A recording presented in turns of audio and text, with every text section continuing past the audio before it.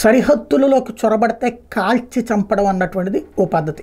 కానీ యూరప్ దేశాలు చేస్తున్న ఒక అతిపెద్ద తప్పు ఏంటంటే అలా వచ్చేటటువంటి చొరబాటుదారుల్ని శరణార్థులుగా కన్వర్ట్ చేసుకుంటాం. దాంతో ఇప్పుడు అమెరికాలోకి కూడా భారతీయులు అనేక మంది వక్ర మార్గాలు అక్రమ మార్గాల్లో వెళ్ళారని ఇంతకుముందు కూడా చెప్పుకున్నాం.